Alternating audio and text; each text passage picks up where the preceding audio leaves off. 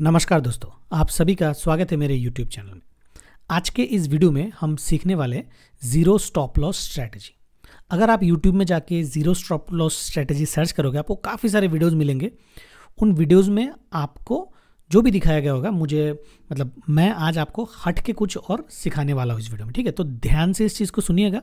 देखिए, ट्रेडिंग में पैसे कमाना जो है वो बहुत आसान है अगर हम डिसिप्लिन और कुछ प्रिंसिपल और कुछ स्ट्रैटेजीज को फॉलो करके चले।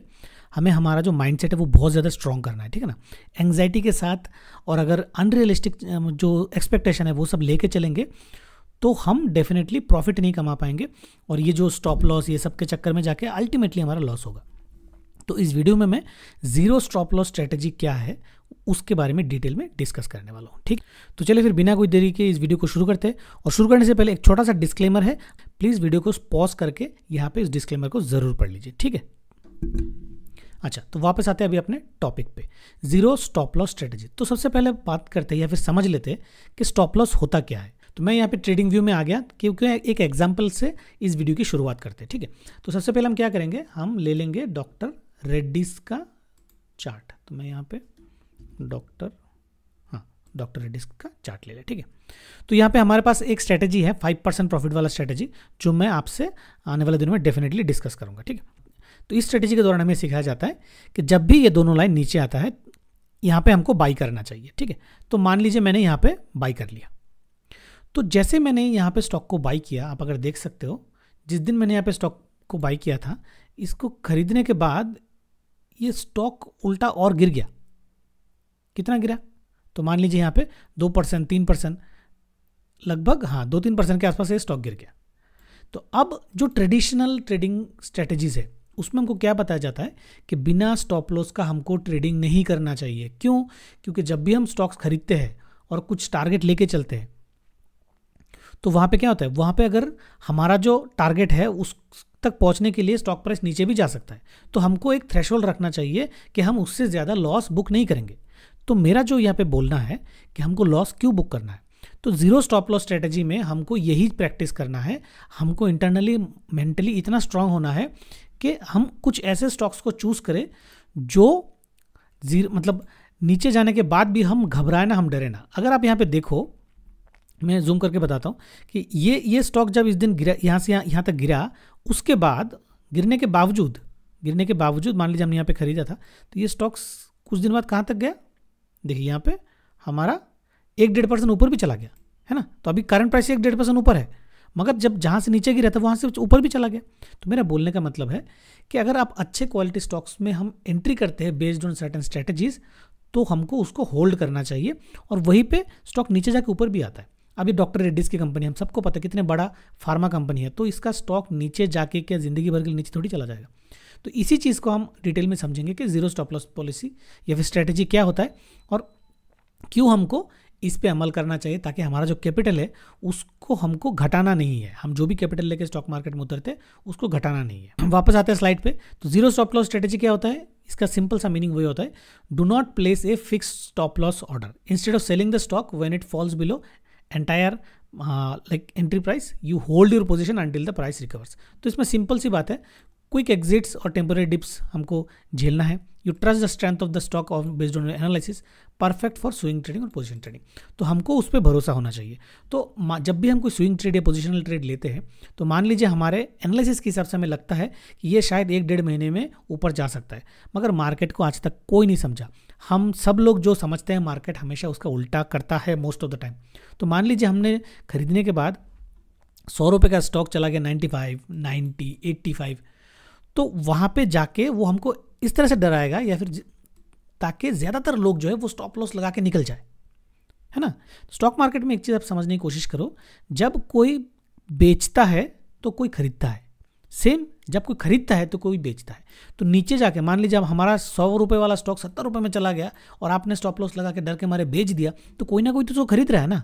आप ये मत सोचो कि आप निकल के आप कोई अकलमंदी वाला काम कर रहे हो, आप ये सोचो कि आप जब बेच रहे हो तो कोई ना कोई उसको खरीद रहा है। तो कौन लोग है जो 70 रुपये पे खरीद रहा है बट आप डर के मारे निकल रहे हो। तो ये सोचने वाली बात है इसके ऊपर ही अगर आपका कन्विक्शन बोलिए या फिर आपका जो भी मतलब साइकोलॉजी बिल्ड कर पाते हो ना, तो आप समझ पाओगे कि स्टॉप लॉस की ज़रूरत नहीं। अगर वो स्टॉक 70 तक गया है और वो बहुत ही अच्छा स्टॉक है, तो आप चाहे तो 70 पे और भी उसको एवरेज कर सकते हैं, फिर और भी एंट्री ले सकते हैं वहाँ पे, क्योंकि हमारा फंडा है हम 3 से 5% से ज़्यादा किसी भी स्टॉक में एंट्री नहीं लेंगे। और अगर स्टॉक फर्दर डाउन जाता है, फंडामेंटल्स अच्छे हैं, बड़ा कंपनी है या फिर फ्यूचर अच्छा है, तो डेफिनेटली हम 3 से 5% और भी उसमें इन्वेस्ट कर सकते हैं। ठीक है, तो ये सारा चीज़ जो है हमको डिसाइड करना होता है बेस्ड ऑन एनालिसिस और मतलब रिसर्च के चलते। तो वो सारी चीज़ मैं आपको धीरे धीरे वीडियोज़ के जरिए सिखाऊंगा, आपको सीखना है, आपको अप्लाई करना है। ठीक है ना।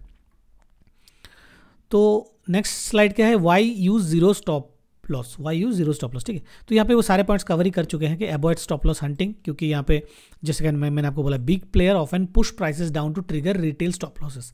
अगर आपने काफ़ी सारे मतलब न्यूज़ को फॉलो करते होंगे तो देखा होगा आपने जेन स्ट्रीट, ऐसे बहुत सारे मतलब रिसेंट इंसिडेंट हुए हैं जहाँ पे स्टॉक्स को जानबूझ के ऊपर चढ़ाया जाता है और फिर वहाँ पे लोगों को भरोसा दिलाया जाता है कि स्टॉक ऊपर जाएगा और फिर उसको गिराया जाता है। सेम वही होता है, उल्टा भी होता है कि स्टॉक्स में इतना नेगेटिविटी फैलाया जाता है कि इसको इतना नीचे ले चला जाता है ताकि लोग डर के मारे निकल जाए और वहाँ पे बड़े ट्रेडर्स या फिर HNIs या फिर जो इंस्टीट्यूशंस होते हैं उनकी एंट्री होती है। ठीक है ना। दूसरा जो पॉइंट है वो बहुत ज़्यादा इंपॉर्टेंट है, रिड्यूस इमोशनल स्ट्रेस। अब मान लीजिए आपने दो ऊपर नीचे दोनों का ट्रेड लेके बैठे, तो डेफिनेटली ऊपर वाला ट्रेड अगर आपका एग्जीक्यूट हो जाए, 100 रुपये वाला अगर 120 रुपये तक पहुंच जाए तो आपको बहुत ज़्यादा सेटिस्फेक्शन मिलेगी, कॉमन साइकोलॉजी है। मगर वही 100 रुपये वाला अगर 120 रुपये ना जाके 80 रुपये चला जाए और आपने स्टॉप लॉस लगा के रखा है मान लीजिए 95, 90 पे या 85 पे, तो आपका 15 रुपये का लॉस हो गया है ना। और इंट्राडे ट्रेडिंग, F&O ट्रेडिंग, इसमें क्या होता है, मान लीजिए आपका स्टॉप लॉस हिट हो गया, स्टॉक एक बार 80 रुपये तक चला गया और फिर अगले ही टाइम में या फिर अगले ही 1 घंटे में वो 80 रुपये से 130 रुपये चला गया, तो आपका क्या फ़ायदा हुआ इसमें? आपका कुछ फ़ायदा हुआ नहीं, उल्टा आपने जो 100 रुपये लगाए थे उसमें आप 15 रुपये या 20 रुपये गवा के आप आपका कैपिटल को छोटा करके बैठे हुए हैं। स्टॉक्स नीचे आके फिर से ऊपर चला गया और जो लोग होल्ड करके बैठे थे उन लोगों को 30% या फिर 30 रुपये का प्रॉफिट हो गया। ठीक है ना। तो इस इमोशनल स्ट्रेस से बचने के लिए भी हमें स्टॉप लॉस नहीं लगाना चाहिए। स्टॉप लॉस आप लगाएंगे तो बार बार आप आपका फ़ोन का जो ऐप है वो उसको चेक करते रहेंगे या फिर कंप्यूटर के सामने बैठे रहेंगे, हज़ारों टेक्निकल स्ट्रेटजीज लगाएंगे। जितना भी टेक्निकल स्ट्रेटजीज लगा लीजिए, जितना भी साइकोलॉजी पढ़ लीजिए, स्टॉक मार्केट का साइकोलॉजी आप पढ़ नहीं पाएंगे। आप बिल्कुल भी नहीं बोल नहीं पाएंगे कि हाँ मैंने क्रैक कर लिया, ये ऊपर ही जाएगा या नीचे ही जाएगा, ऐसा कुछ नहीं होता। ये प्रोबेबिलिटी का गेम है।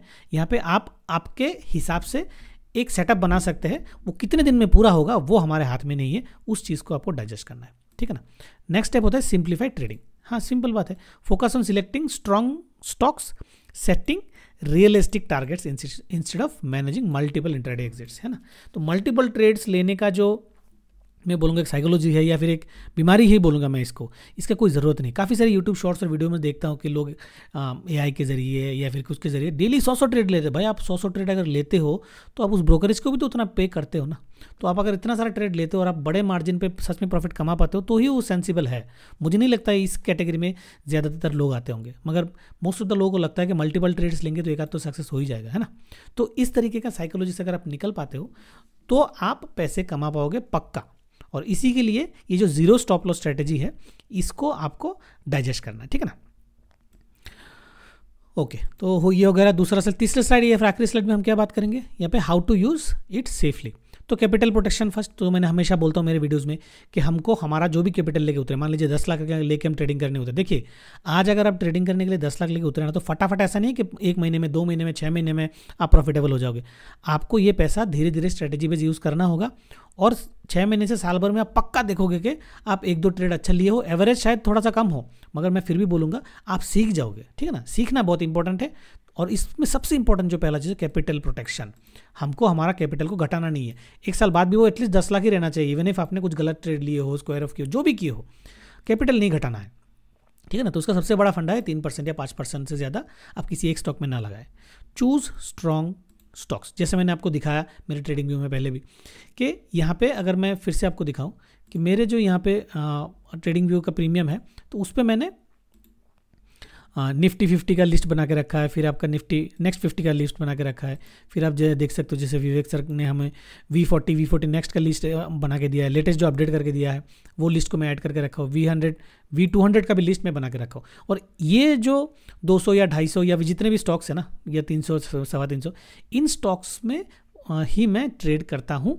क्यों? क्योंकि these are good stocks. But इसका मतलब ये नहीं अंधाधुन किसी में घुसना। टेक्निकल चार्ट पैटर्न और टेक्निकल स्ट्रेटेजीज इंडिकेटर बेसिस में जहाँ पे बेस्ट पॉसिबिलिटी है वहीं पे हमको एंट्री लेना है, ठीक है ना। तो ये हो गया हमारा अच्छा स्टॉक में घुसने का। मल्टी बैगर, पेनी स्टॉक्स, ये वाले कॉन्सेप्ट को हटा दो। अगर सच में प्रॉफिटेबल बनना है तो इस कैटेगरी में आपको नहीं जाना है। डेफिनेटली मैं आपको ये बोलूँगा कि आपको नहीं जाना है, और अगर आपको ये इनमें जाना है, मल्टी बैगर ढूंढना है, तो आप डेफिनेटली जा सकते हो। देखिए मैं इस कैटेगरी में ज़्यादा टाइम स्पेंड नहीं करता है ना, तो मेरे वीडियोज़ में इसके बारे में ज़्यादा डिस्कशन नहीं होगा। तो आप चाहे तो वीडियो स्किप भी कर सकते हो या फिर दूसरे चैनल को जाके विजिट कर सकते हो, देख सकते हो। नेक्स्ट जो है प्लान बिफोर यू बाई।